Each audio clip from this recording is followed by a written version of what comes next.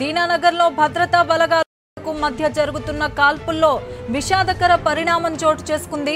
ఎన్కౌంటర్లో గురుదాస్పూర్ జిల్లా ఎస్పీ ప్రాణాలు కోల్పోయారు.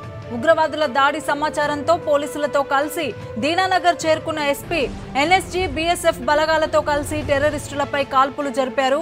ఈ క్రమంలోనే విషాదం జరిగింది. ఉగ్రవాదులు జరిపిన కాల్పుల్లో ఎస్పీ బల్జీత్ సింగ్ ప్రాణాలు కోల్పోయారు.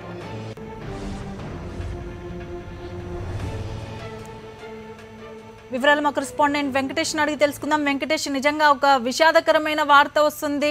దాడిలో ఎస్పీ బల్జిత్ సింగ్ ప్రాణాలు కోల్పోయినట్టుగా తెలుస్తోంది. ఇంకా అక్కడ దాడి కొనసాగుతూనే ఉందా? ఎటువంటి పరిస్థితి కనబడుతోంది?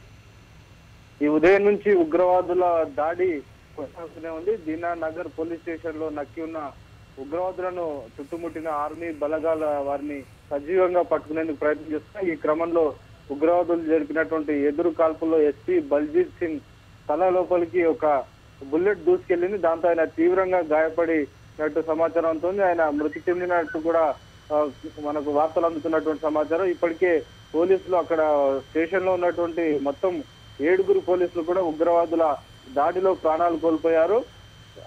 ఆ నేపథ్యంలోనే డెఫినెట్ గా వారందరినీ కూడా సజీవంగా పట్టుకోవాలనేటువంటి లక్ష్యంతో వ్యూహంతో ఇప్పుడు ఆర్మీ మొత్తం పోలీస్ స్టేషన్ చుట్టుపక్కల పెద్ద ఎత్తున రౌండప్ చేసి వారిపై కాల్పులు చెబుతూ వారిని ఈ సజీవంగా పట్టుకునేందుకు ప్రయత్నాలు చేస్తుంది. అయితే ఈ క్రమంలోనే ఎస్పీ బల్జీత్ సింగ్ తలకు బలంగా బుల్లెట్ తగలడంతో ఆయన ప్రాణాలు కోల్పోయినట్టు సమాచారం ఉంటుంది. ఇంకా దాడి కొనసాగుతోంది.